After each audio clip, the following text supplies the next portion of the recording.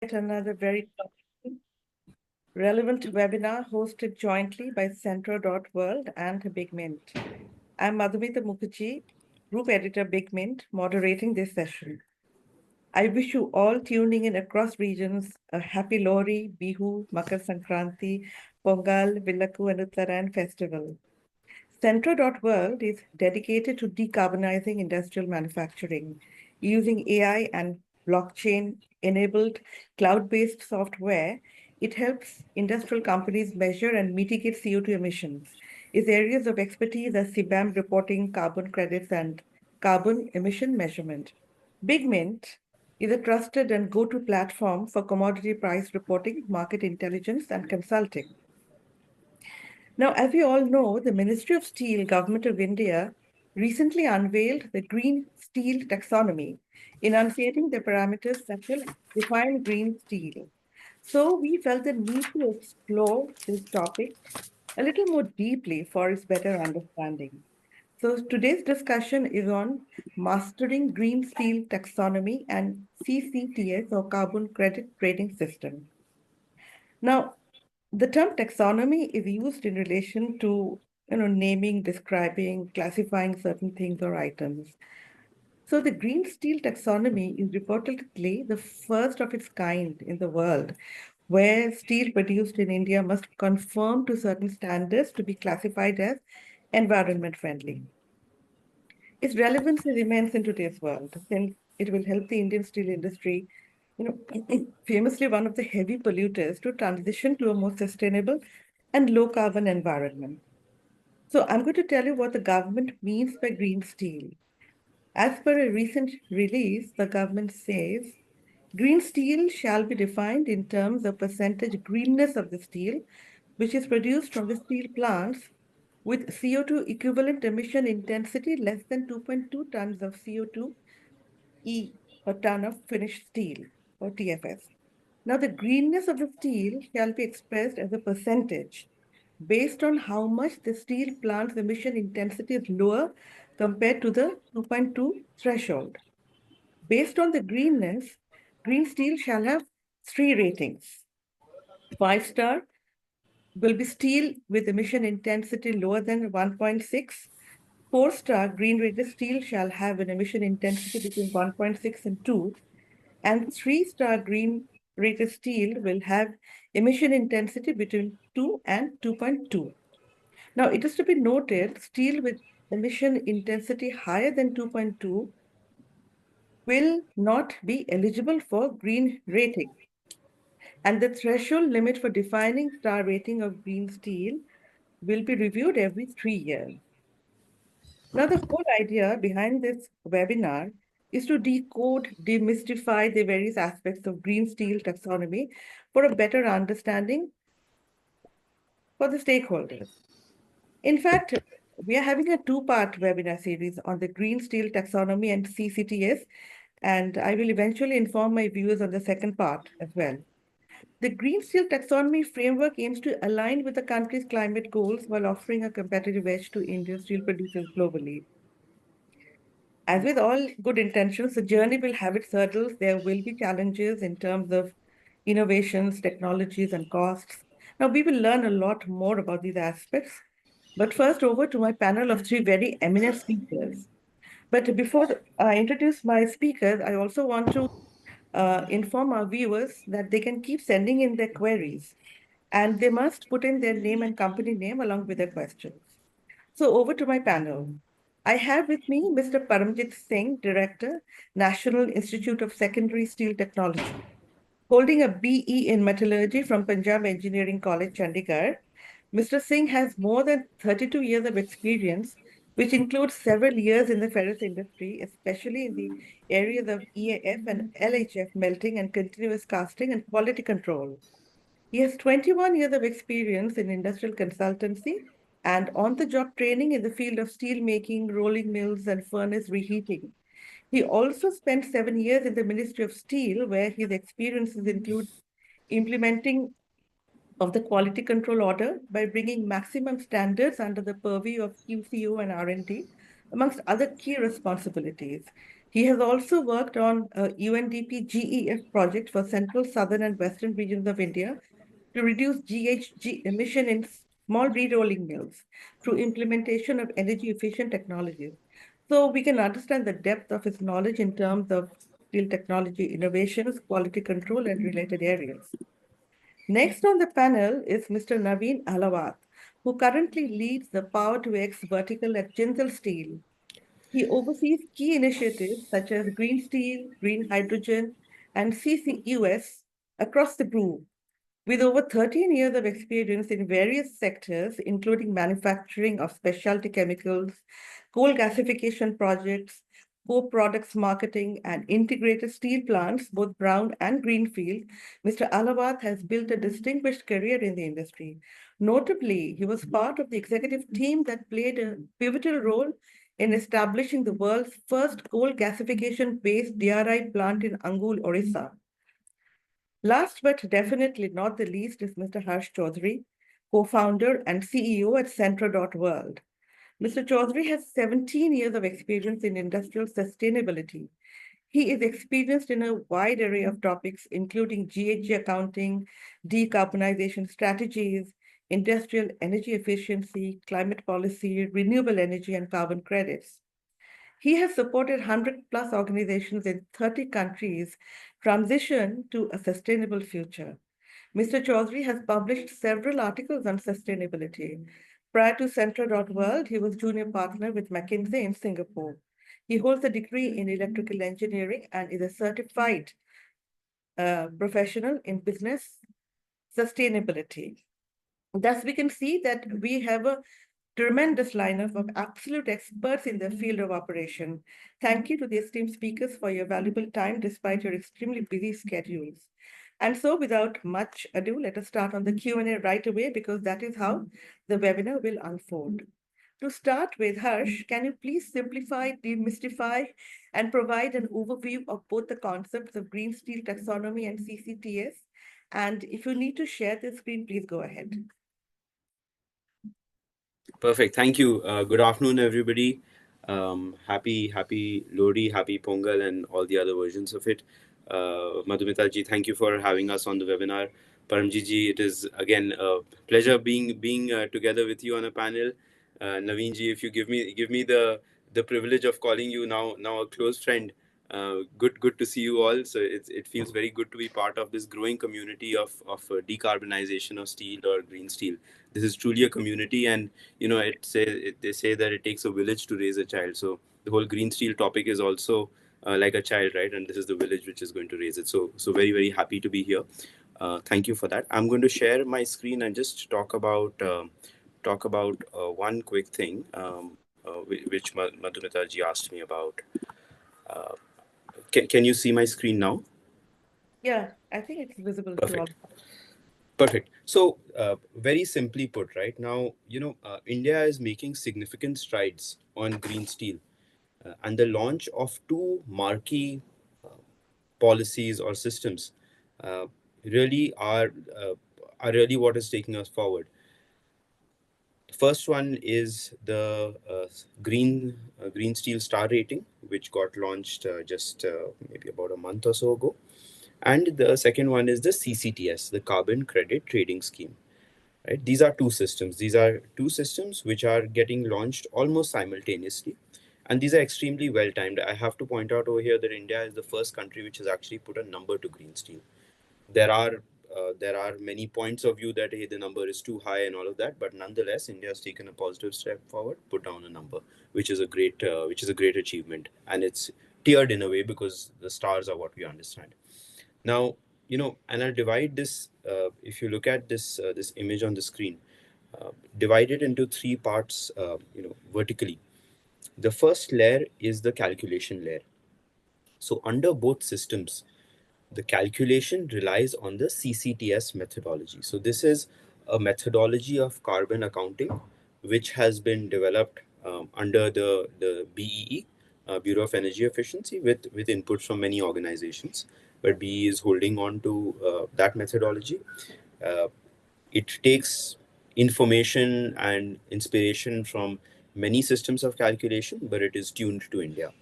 right? So this is the CCTS methodology. Both the Green Star rating and the CCTS both use the CCTS methodology.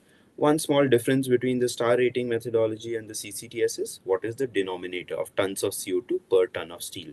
In star rating, you take finished steel as the denominator. In CCTS, you take crude steel as the denominator, right? Key message over here on the calculation, they rely on the same methodology, which is the CCTS methodology.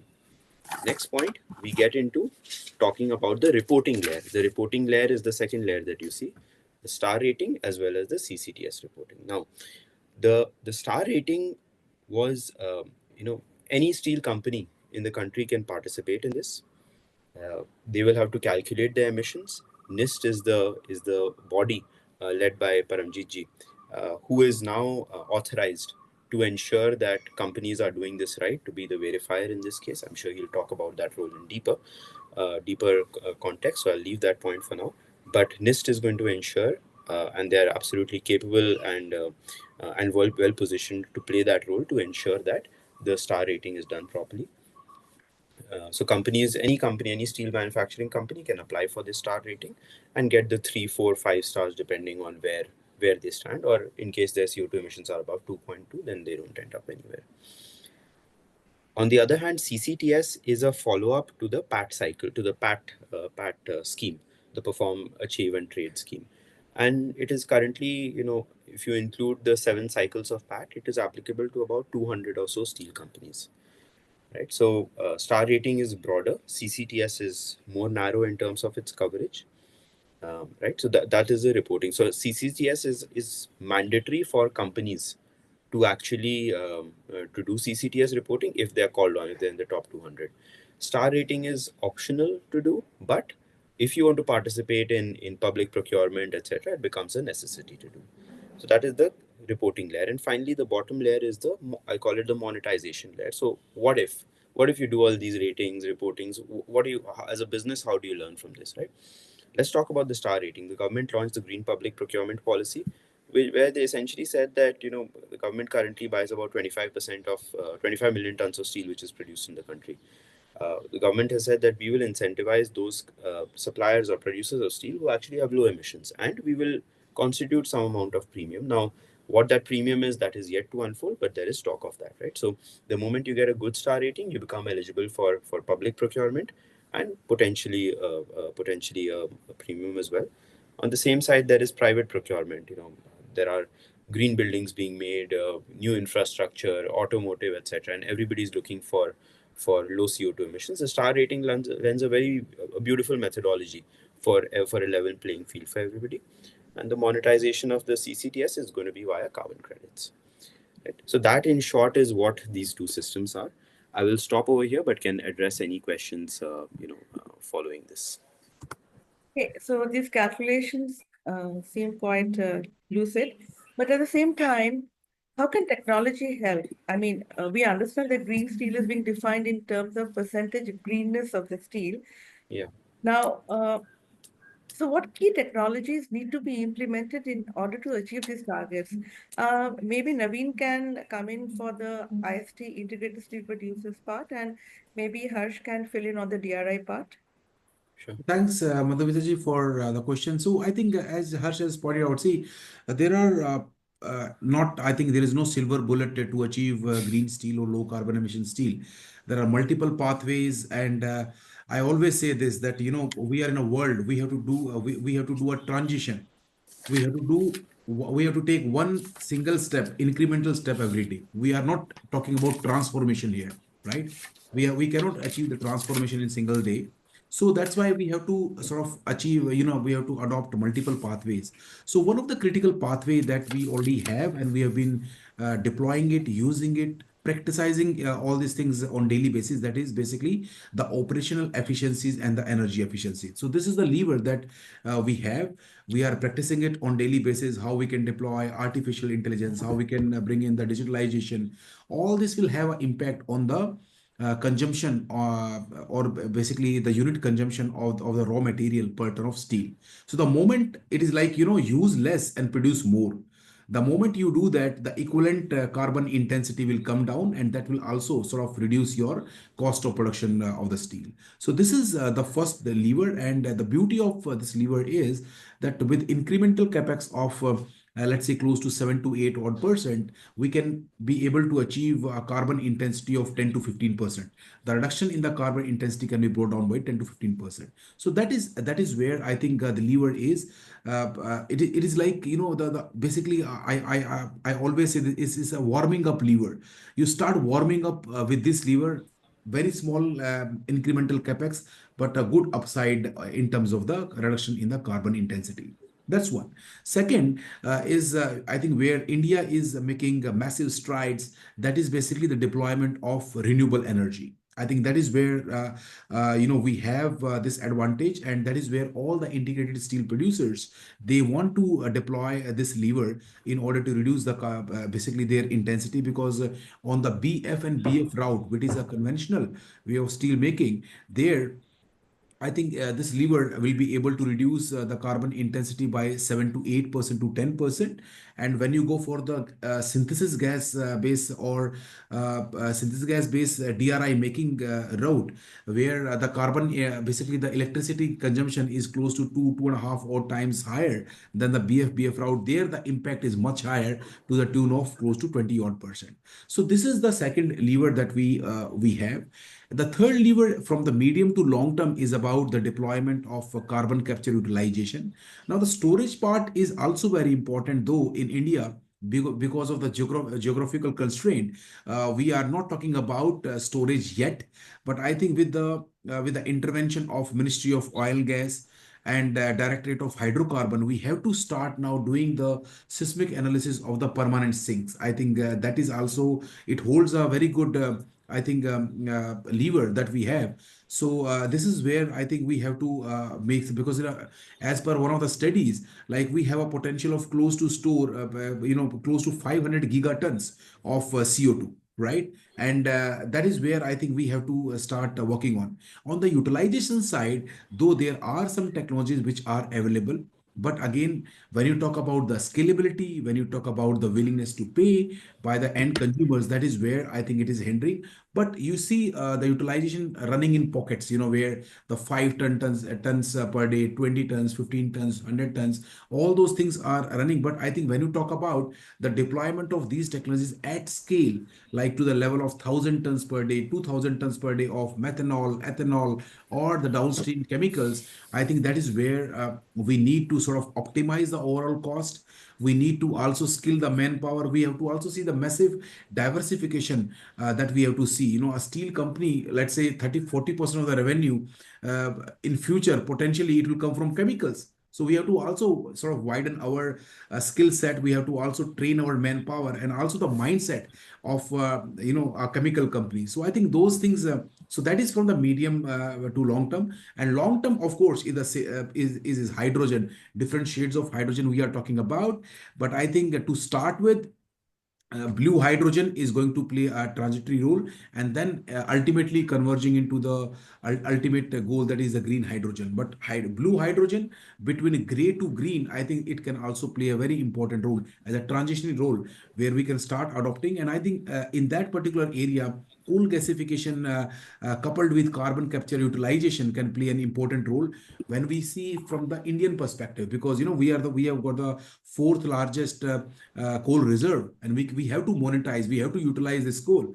10 years down the line, when the carbon prices will go so high, it will become very, very difficult to really have, or the financial bankability of all the projects where you have the coal as the basic raw material or a feedstock to the projects. So I think this is the roadmap that most of the companies they have now, depending upon the speed, depending upon the mindset, that whether it is an imperative choice or you want to really do it, you want to be the torch bearer, you want to be the leader in this sector. Depending upon that, I think company will take a route. But I think this recently announced Green Steel Taxonomy, and I 200% agree with what Harsh has said. I think this is actually, of all the announced green steel definition, I think India has taken a stride where they have put on the number against the percentage rating of 3 star, 4 star, 5 star, where it become easy. Again, it is not the ultimate goal where we have to reach, but it is a very good start. It is a very good start. So we have to basically, we have to walk before we have to run. So it is a very good walking exercise and giving us perfect ammunition to start running at the later point. Harsh, would you like to fill in, add to that? Absolutely. No, thank you, Naveen ji. I think you've spoken very well on the integrated steel plant and the overall. I'll just dive a little bit into the DRI side of things, right? See, the current CO2 intensity of DRI production is in the range of about 1.7 tons of CO2 per ton of DRI, approximately that much. Now, there are five things that can happen in DRI units to decarbonize. The first one is continuing on with energy efficiency. That has a potential of 10 to 20% depending on what your starting point is. If you're already doing waste heat recovery, then it's probably like 5 to 10% more. If it is, if you have not, then make that into a 20%, right? So one is energy efficiency. Second one is yield optimization. Though we are running DRI plants, I don't think they are fully optimized on yield. This is the time that we can actually implement a lot of digital tools, right? Where we can actually go and have optimizers, we can have AI coming in to suggest the right process parameters to actually run the DRI a little more operationally, get another 3 to 5% increase in yield and hence reduction in CO2 emissions. The third one is renewable energy.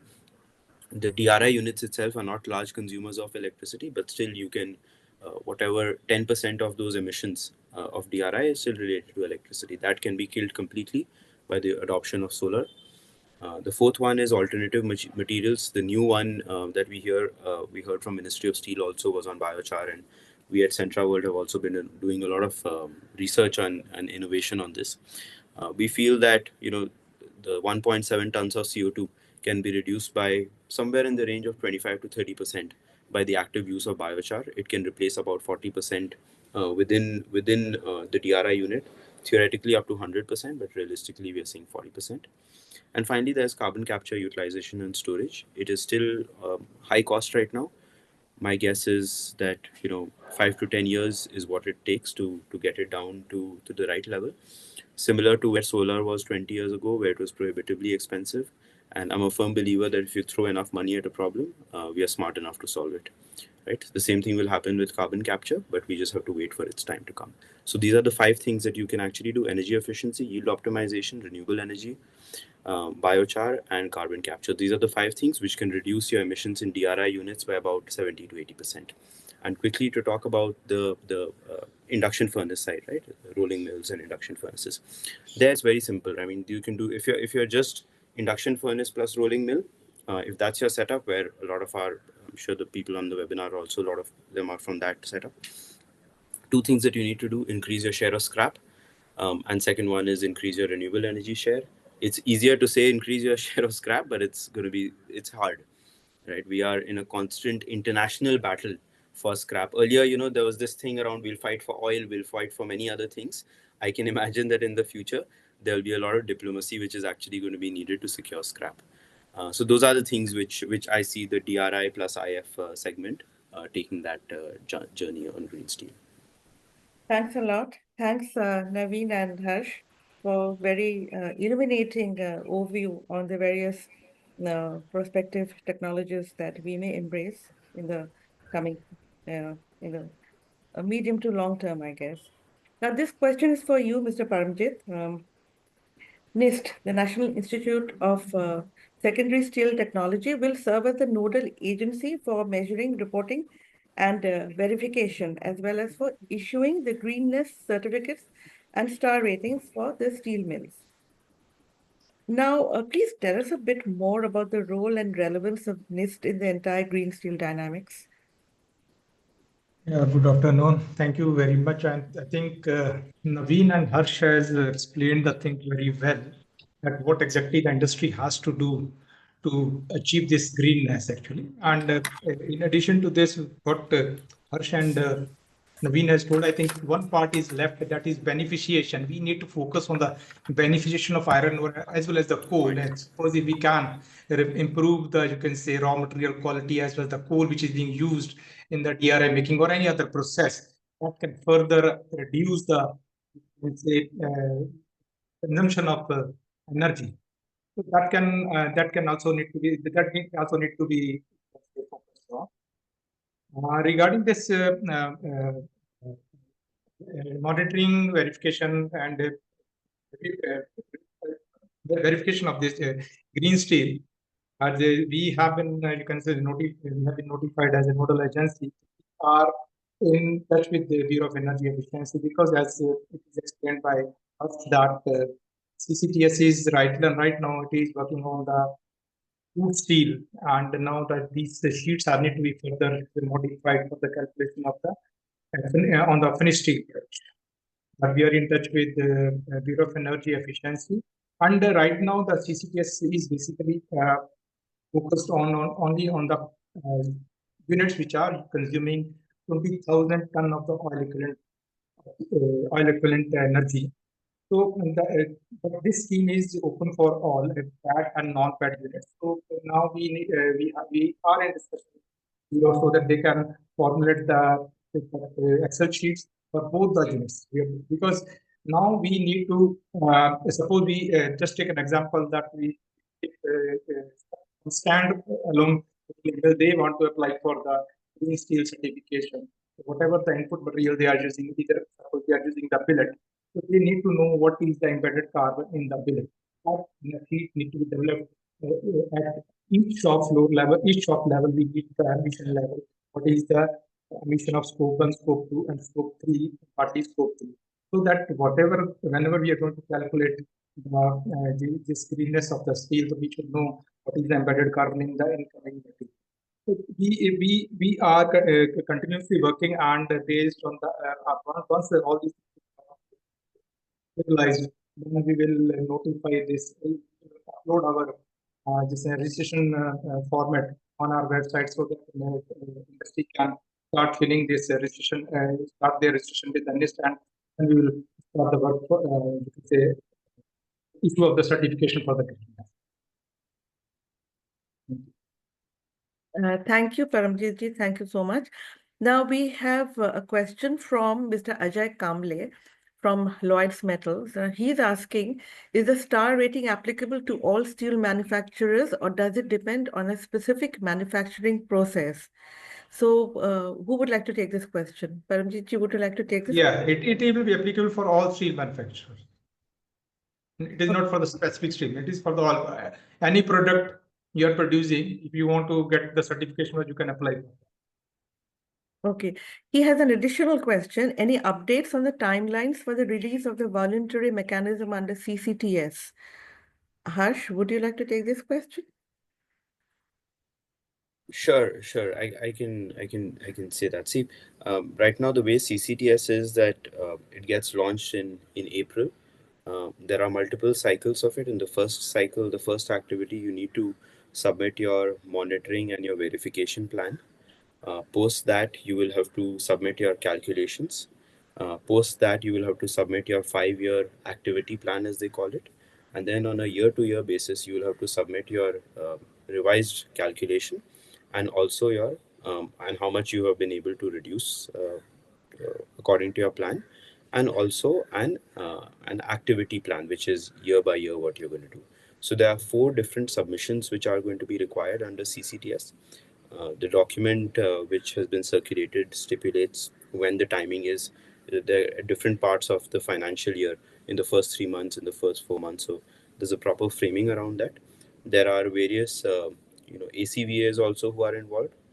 For example, who are the accredited carbon verification auditors. Right? These are the people, once all these papers are ready, calculations are ready, they will come in and verify these, which will then be taken up over there. So it is a fairly elaborate system, Ajay ji. It is going to take a fair bit of calculation, etc. For the exact calendar, they have published something in the latest draft. I'm happy to share that with you offline. Also, we also had some clarifications around a few terminologies which we are sorting out with the BE right now. Okay, great. Now, But it starts. I mean, we should already start planning for it, because the earliest submissions, most companies are already going through the baseline survey, which would cover FY 23-24. Right now, the question of 24-25 comes up, from what we understand is that April onwards, the calculation of that should start. So that by 3-4 months, which is the stipulated period, is supposed to submit that. So I hope, Ajay, it Harsh has very elaborately answered your queries. And I think Harsh also touched upon the fact that when a new technology is being explored, being launched, it's very cost intensive. So one of the primary hurdles is the technology's cost and economic viability thereof. So major barriers are the high cost of disruptive technologies like, say, hydrogen, CCUS. So how can this be addressed? In the near term, I guess a lot of research would be required. So who would like to take this question? Naveen ji is the right No, person. no, I can take. Yeah, He's the big spender. Yes. No, no, absolutely. I think, see, as I said, there will definitely be an incremental cost. Let's say if you use, as an example, let's say green hydrogen at, let's say, $2 per kg, right? I'm just taking assumption, $2 per kg. It will increase the cost of basically steel by almost 70 to 80 odd dollars, right? Same for carbon capture utilization as well. That per ton of steel, it will have an impact of close to 70 to 100 odd dollars per ton, depending upon the utilization storage that we are talking about. So there is, if you see here, there is 100 to 120 odd dollars per ton of incremental cost which the integrated steel producers are going to bear. Now, how it will be compensated? It will be compensated with the help of willingness to pay by the customers. And all the whether it is automobile makers or the consumer durables, all the wind tower manufacturers, I think going forward they will have their own decarbonization plans as well. And the shareholders and the stakeholders are going to ask questions from them that how you are reducing your scope 3 emissions. So there is definitely, and I always say this, that it is always better to buy a low carbon product than paying a penalty in form of carbon prices, right? So this is absolutely, by paying a penalty, my steel is not going to be converted from gray steel to green steel or low carbon emission steel, right? So this willingness to pay is one. Second is the carbon prices. I think in India, we are working, I think within the next 5 to 6 odd months, the carbon prices are going to come, and all the companies, like for our projects as well, all the company including Tata Steel and all the other companies, they are making a provision of 10 to $15 per ton as a current price. So all the projects that we are going to sort of deploy or envisaging at this point of time, which are going to come in future, we have to take this carbon price, and I think it is going to start. So the moment carbon prices are going to come, I think this situation will again change, because as I said, you have to start sort of graduating from this gray steel part. So carbon prices is the right mechanism. It will come, as as we are seeing in Europe, in form of CBAM, or the currently the emission trading scheme, right? And Japan is going to come up, Korea is going to come up, so as China. So I think all these, the carbon prices is going to make a hell lot of difference in terms of deployment of these technologies at a accelerated pace. I think that is where, so these are the two important parameters. And the third parameter is about the individual goals as well, because we have our customers, we have customer, they are asking us the question that please show us a plan.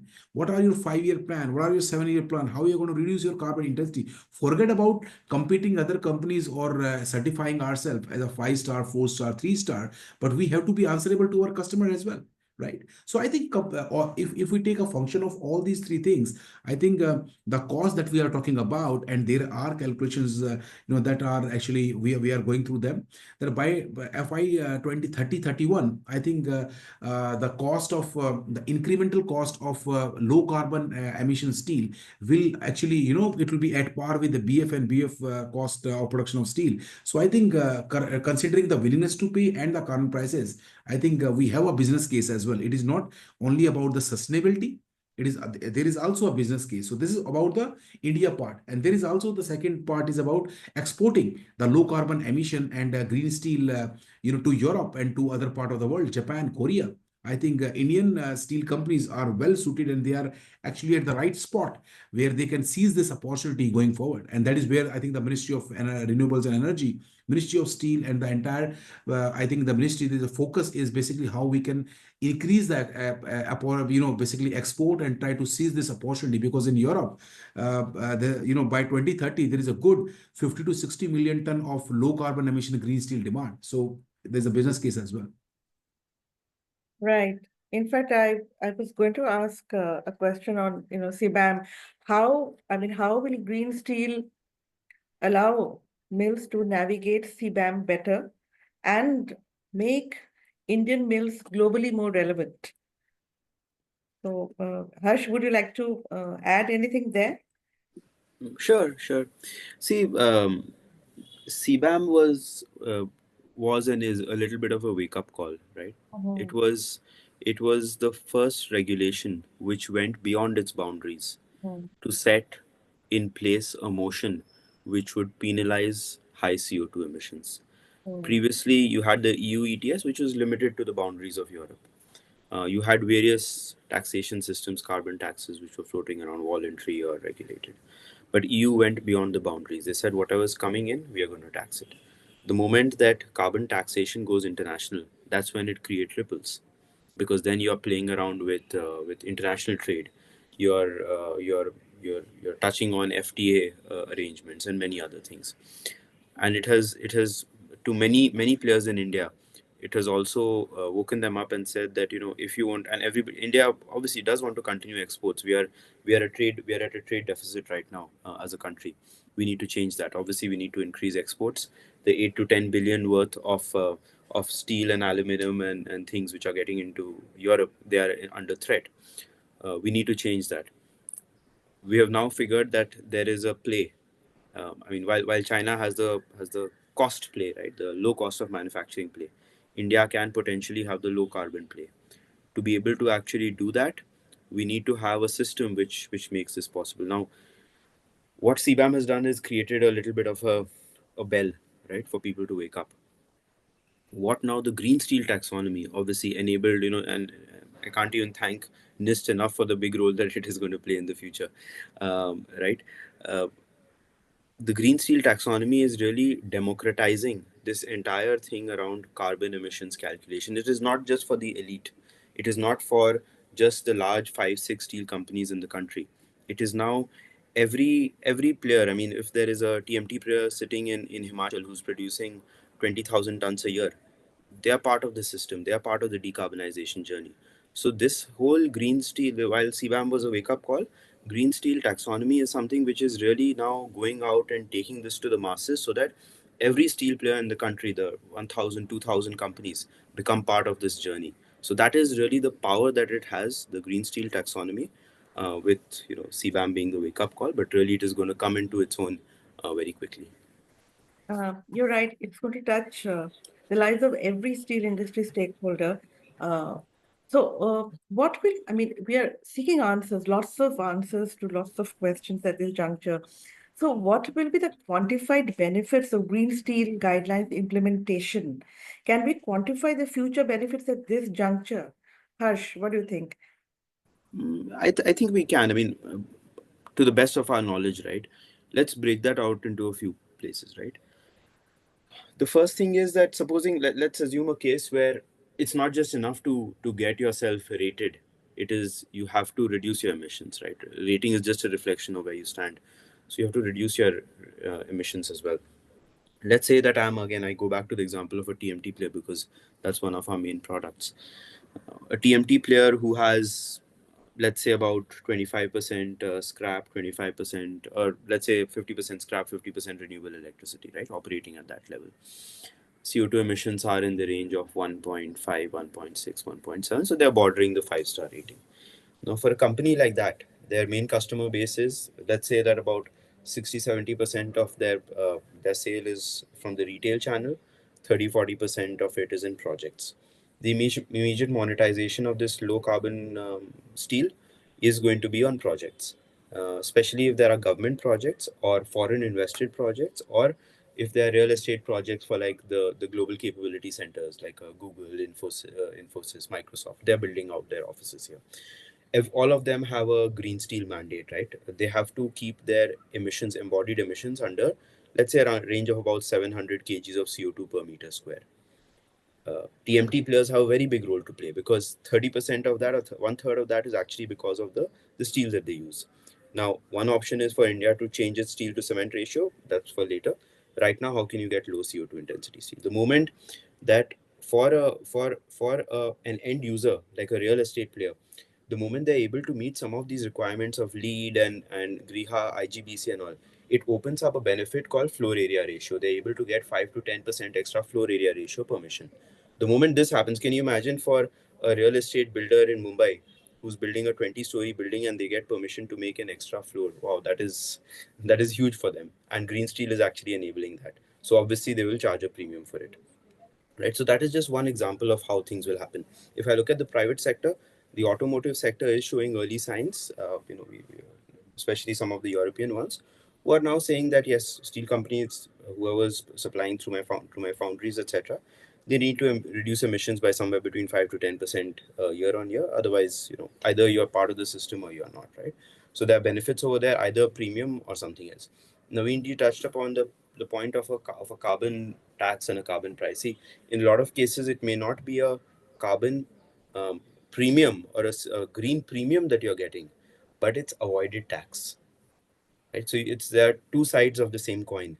Either you think of it as a premium, but you always have to compare to the average performer. The average performer, let's say that they are paying about $15 per ton of, let's say about they're paying about $30 per ton of steel, right? But you, because your emissions are low, you're only paying $10. You save $20 over there. That's a big thing, right? So you always have to. Unfortunately, it's not just a premium here, a premium there. It is much more nuanced. So it requires companies to also sit back and truly understand what are the commercial benefits, because decarbonization is no longer just an operational topic that you just measure your emissions, you report it out, you do your solar, you do your 5 projects, and that's it. No, at this point in time, if there is a CEO who's not thinking about decarbonization, if the marketing team is not thinking about it, they're losing out, right? So really the point, um, uh, monetization opportunities are galore, but people need to just sit and understand what this means and how it's actually going to happen, because without profitability, there's no sustainability. Nobody's going to do sustainability out of their own good. Absolutely. And plus, maybe if I could just add to Harsh's point, I think a couple of points. First, you take example of the automobile, the car that is coming out freshly, a new car coming out from a showroom. So on the lifetime emission basis, a car emits close to 12 odd tons of CO2, right? So now, if you bisect, basically try to understand where the emission is coming from. So from car has like close to 1 ton of steel. It uses close to 1 ton of steel. So that is like 2.5 tons of intensity, close to 20 odd kilos of 30 odd kilos of aluminum. So that's like 3.5 tons of the CO2. And the remaining is plastics and batteries. Now, automobile guys, they realize that, out of all these three buckets, the easiest, the quick win for them is about is steel only. So that's why they are starting with the steel. So there is a business case. That is one. Second is also the incremental. I think the money that is going out, from the pocket of the final consumer like you and me. We buy a car, let's say of 40,000 euros or 50,000 euros car, right? Consumers like you and me will give an incremental call. Like if I buy a car made from the low carbon emission steel or a green steel, I have to give incremental 1%. So on a 40,000 euro car, 400 euros. A consumer durable, suppose if we are buying a washing machine made from green steel or low carbon emission steel, only 30 odd euros, right? So at least we have to start the incremental capex or incremental money that is going from the final consumers. I think from their pocket, it is 1% only. So I think we have to start thinking about it. We have to start making the impact, and this is how the demand is going to come.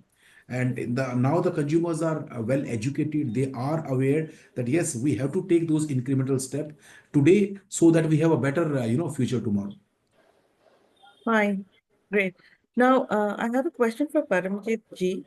The government, as Harsh mentioned, the government purchases around 25 million tons of steel every year, which is going to come under the Green Public Procurement banner. So, are there any, certain pockets of infrastructure where we can expect more green steel usage? Will more long products fall under the ambit of green steel than flats? Which subsectors of steel can we see using more of green steel going forward, Paramjit ji? think in this case, long product the TMT is the main product which is going to be get benefited. Then your structural product which is being used in the bridges and all that products will be going to get the more advantage in this case. Mhm. Okay. And another point which I want to highlight is steel plants will need to register with NIST to obtain greenness certificates and star ratings for their products. So, what is the procedure? Can you elaborate a bit more on that? As I've already told that we are closely working with the Bureau of Energy Efficiency. Once that sheets will be finalized, then we will upload that registration format on our website. Then and companies can register by paying that amount that is fixed by the ministry.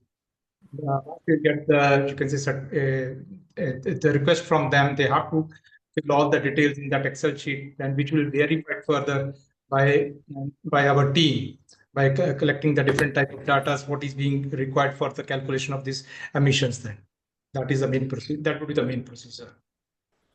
Okay. Naveen, I have a question for you. Now, the government in its tender documents says that steel should be made from virgin material. Now, because of this clause, tier one mills can participate. But for long products, there is a general sentiment against the quality of recycled steel being at par with that made from virgin material. So, how can users of recycled steel address such a challenge? No, I think this was there were complaint actually, where the quality of rebars from the tier two and tier three companies. I think they, there was an issue on that, and it went up to the highest court as well. So I think that's why government in their tenders they have made it compulsory, and rightly so. I think when in future when we have to really talk about the science-based targets, and we have to talk about, see, we are as Harsh has rightly said, we are talking about scrap now. Now scrap part is easier said than done. You talk about the per capita consumption of India right now, it is like close to 90 or 6 kilos, right? Historically, if you see, if you take 2013-14 as a base, there at that time it was like close to 35 to 40 odd kilos, right? The average per capita consumption in the world, it is 222 odd kilos.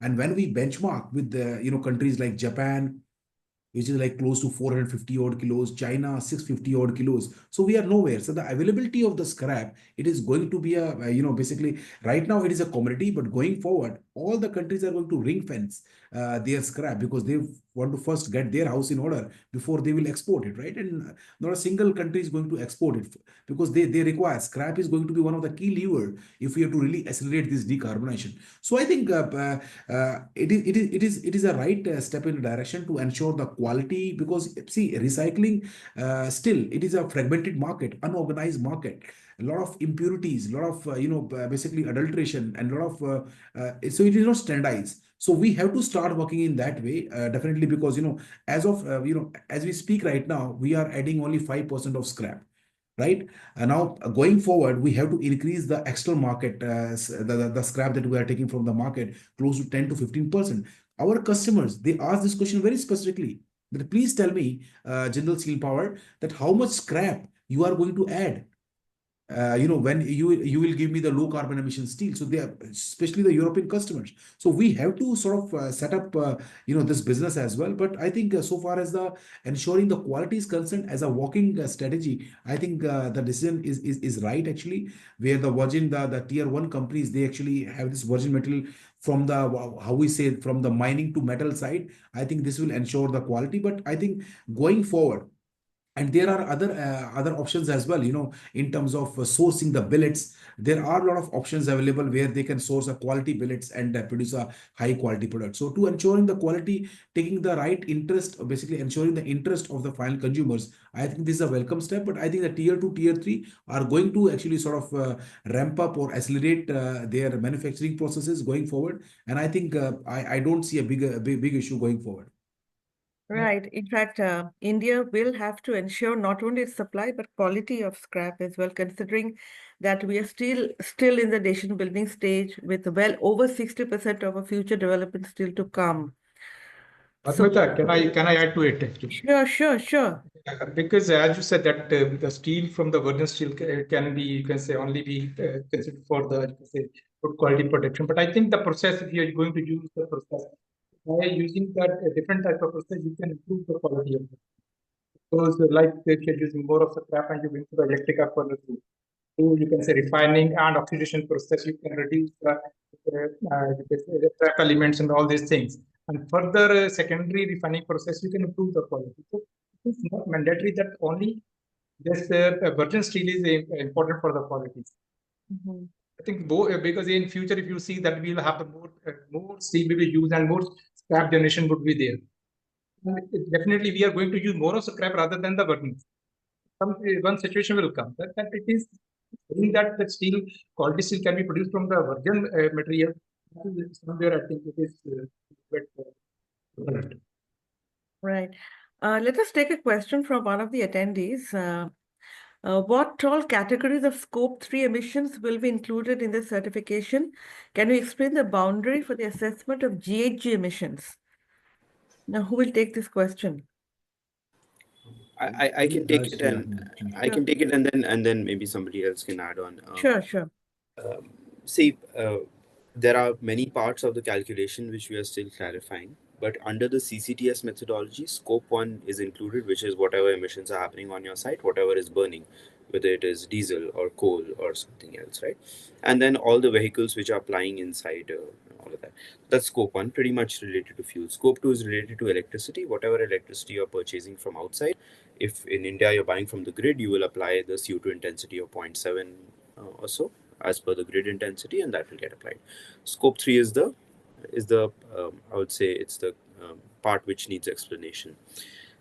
What we can understand is that currently transportation of raw materials, etc., that is excluded. It is not included in the calculation.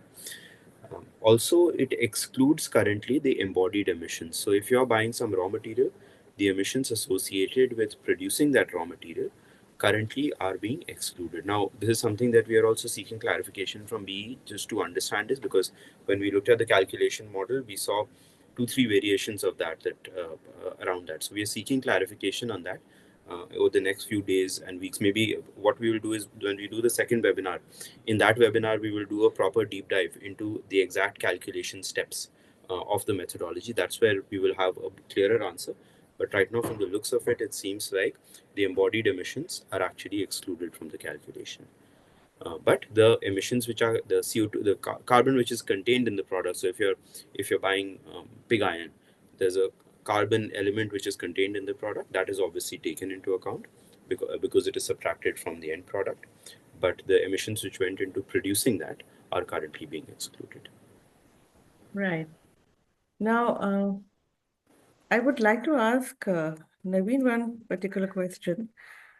The Middle East is known to have access to cheap gas, as we know, and the region is also expected to produce more of gas-based DRI in future, which is again a low emission material. Now, this region also has a focus on hydrogen, because as we know, in the case of gas DRI, hydrogen can be easily absorbed. On the other hand, in India, cold DRI technology has been propagated, which was not which will not favor a ready transition to hydrogen. But given that the Middle East is geographically closer to India, is there a possibility that the Middle East steel industry will rise to the same level as India is today, the global leader in DRI production? So does the Middle East pose a threat in terms of DRI exports till the time we are able to resolve our emission issues? Naveen, what do you think? No, absolutely. I think it's a great question actually. Let's talk about the gas. Basically, Middle East, there is availability of natural gas. That is one. Second, the availability of the gas at the right price.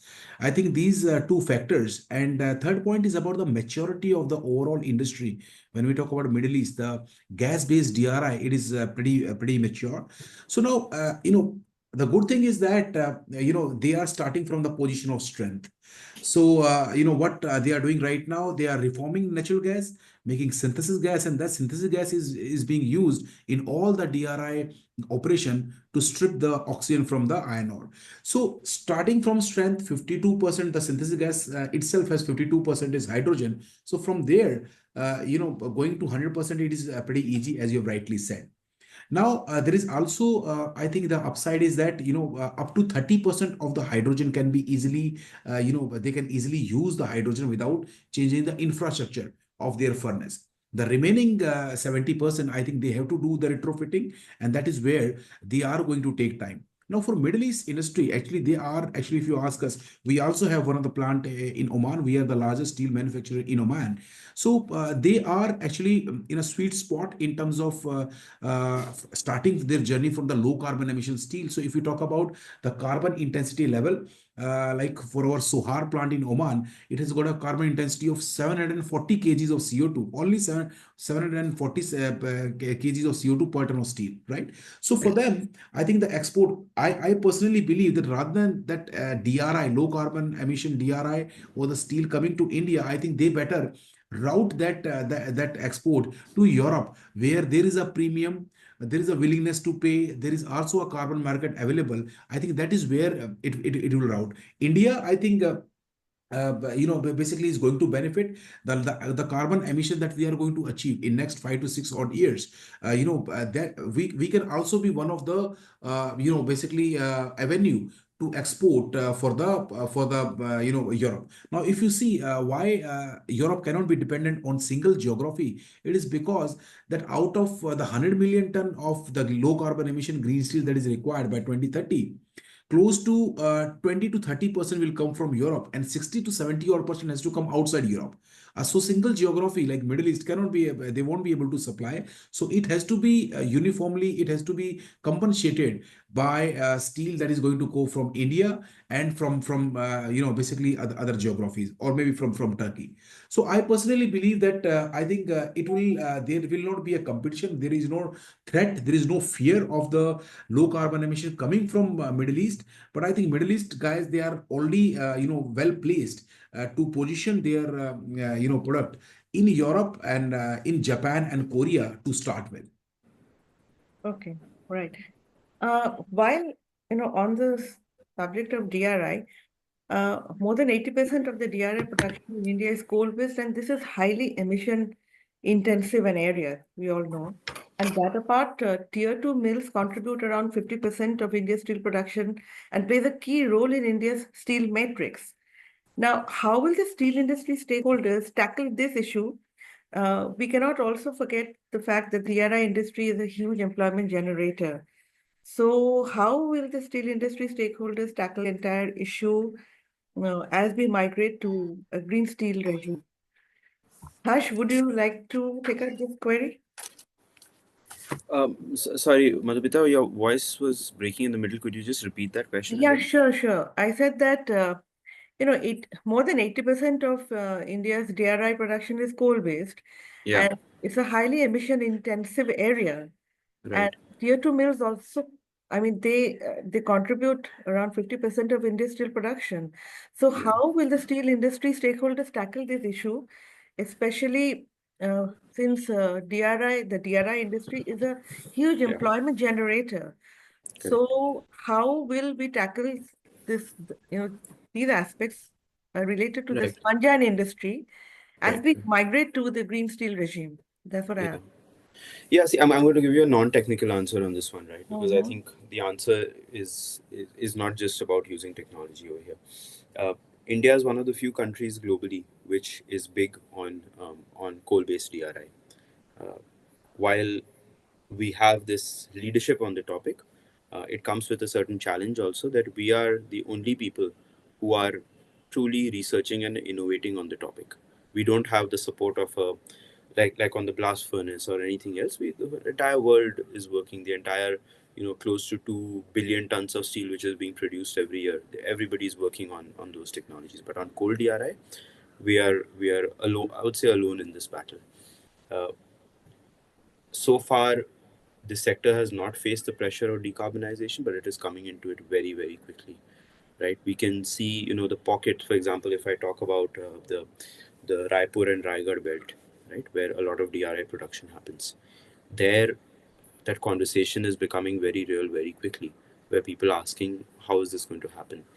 As you rightly said, it's not just about CO2 emissions, it's not just about businesses, but it's about employability. We are talking about a sector which employs lakhs and lakhs of people. We have to ensure as a steel community that that remains relevant. That is important for our own steel security. Is important for employment. It is important for our GDP and many other things. Now, I would say, if I had to put out a suggestion, right, I would say, there are able bodies like SEMA, for example, Sponge Iron Manufacturers Association. There are obviously NIST has a very very good control and handle and knowledge on the subject. We should really think about how there's a private public forum where we start to not just talk about what the opportunities are, but to even start running a few pilots. Maybe it is a model plant that we together think about, everybody contributes towards building up, where we give chance to either companies, I mean, it can be startups, it can be universities or whoever, to come and really pilot. Because one thing that I've realized is that on the topic of coal DRI, India is alone fighting that battle right now. And if that battle has to be won, we will have to put our weight behind it. To me, it's not an option to say that, oh, we will do only blast furnace route. That is not an option. You have to do DRI. And to make DRI work, there is no, as Navinji was saying earlier, right? Like there's no silver bullet there, there's no silver bullet here also. Right? We have to put in the hard hours, we have to do our research. But the good part is that now people realize it and people are willing to contribute. So I think we really have to think about how we're getting together as an ecosystem. And one such suggestion is maybe a model plant might be an interesting way to go, because what you can demonstrate is what you will really achieve. Right. By the way, Very if I interesting can add quickly 1 minute, because the levers, because these guys are doing it for so many decades, so they have to sort of unlearn and sort of relearn, like availability of the natural gas. I think going forward, there is so much of thirst. The Ministry of Petroleum and Natural Gas (PNG) they are talking about the requirement, and I think with the more deployment of the more pipelines, I think near to these facilities can also open a way. They won't be green, but at least the natural gas we can can be one of the option. Synthesis gas, coal-based synthesis gas coupled with carbon capture utilization can also be the second way to produce DRI. Right, we are currently operating one of the largest world's only coal gasification-based DRI plant in Odisha. So I think there can be multiple clusters. So I think this cluster themes, in energy, we are saying integrated energy valleys.